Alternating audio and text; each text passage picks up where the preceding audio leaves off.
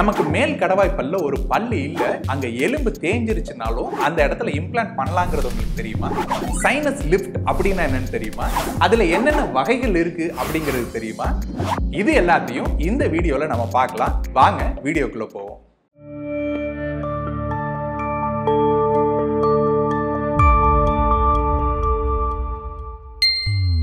வணக்கம், டென்டா கிங்ஸ்ல இருந்து நான் உங்கள் மருத்துவர் கார்த்திகேயன்.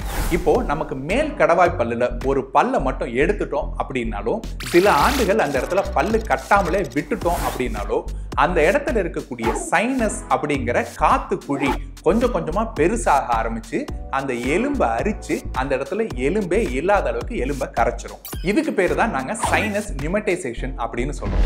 இந்த சைனஸ் நியூமடைஸ் ஆயிடுச்சுனாக்க நமக்கு அந்த இடத்துல ஒரு எலும்போட அழுத்தம் இல்லாததுனால இம்ப்ளான்ட் மெத்தட்ல பல்லு கட்ட முடியாது.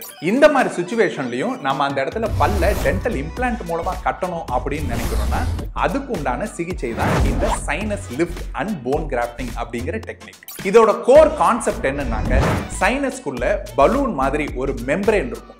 அந்த மெம்பரேனை முதல்ல லிஃப்ட் பண்ணிட்டு அந்த மெம்பரேனுக்கும் எலும்புக்கும் நடுவுல போன் கிராஃப்ட் வச்சுட்டோம் அப்படின்னாக்க எலும்பு திரும்பவும் வளர ஆரம்பிக்கும். நம்ம இம்ப்ளான்ட் பண்ணி திரும்ப பல்லு கட்டலாம். இதுதான் கான்செப்ட். இதை பண்றதுக்கு பாத்தீங்கன்னா ரெண்டு விதமான டெக்னிக் இருக்கு. ஒன்னு டைரக்ட் சைனஸ் லிஃப்ட் டெக்னிக், இன்னொன்னு இன்டைரக்ட் சைனஸ் லிஃப்ட் டெக்னிக். இந்த டைரக்ட் சைனஸ் லிஃப்ட்டை பொறுத்த வரைக்கும் நம்ம தாடையோட பக்கவாட்டுல இது போல ஒரு விண்டோ மாதிரி கிரியேட் பண்ணிட்டு அந்த எலும்பை உள்ள தள்ளுறது மூலமா என்டையர் சைனஸை நம்மளால டைரக்டா பார்க்க முடியும். அப்போ அந்த மெம்பரேனை மேலே தூக்கிட்டு நம்ம வந்துட்டு அந்த இடத்துல போன் கிராஃப்டை வச்சு இம்ப்ளான்ட்டும் பண்ணிட்டோம் அப்படின்னா அந்த எலும்பு வளரும் போதே இம்ப்ளான்ட்டும் சேர்ந்து ஹீல் ஆயிடும். காலப்போக்கில் உங்களுக்கு அது ஸ்ட்ராங்கான இம்ப்ளான்ட்டாகவும் மாறிடும்.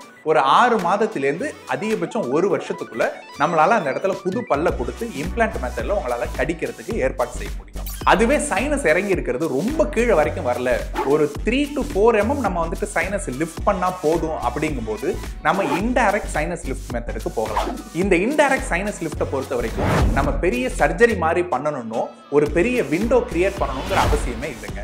அதுக்கு பதிலா நம்ம இம்ப்ளான்ட்டுக்காக ஒரு ட்ரில் பண்றோம் இல்லையா, அந்த ஹோல் வழியாவே இதுக்குன்னு ஸ்பெஷலி இருக்கக்கூடிய இன்ஸ்ட்ருமெண்ட்ஸை வச்சு சின்ன சின்ன இன்ஸ்ட்ருமெண்டால அந்த சைனஸை கொஞ்சம் கொஞ்சமா லிஃப்ட் பண்ணுவோம்.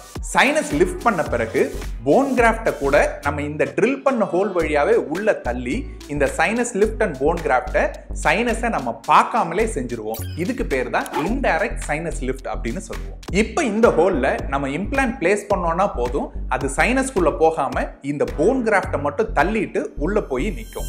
அதுக்கு பிறகு கேப் வைக்கிறது அதே போலதாங்க. ஒரு 6 மாசம் வரைக்கும் நல்லா எலும்பு ஹீல் ஆகிறதுக்கு டைம் கொடுத்து எலும்போட இந்த இம்ப்ளான்ட் ஒன்னோட ஒன்று ஒட்டிக்கிட்ட பிறகு மேல கேப் கொடுத்து திரும்பவும் கடிச்சு சாப்பிட ஆரம்பிக்கலாம். சோ உங்களுக்கு டைரக்ட் அண்ட் இன்டைரக்ட் சைனஸ் லிஃப்ட்டை பத்தி முழுசா தெரிஞ்சிருக்கும்னு நினைக்கிறேன்.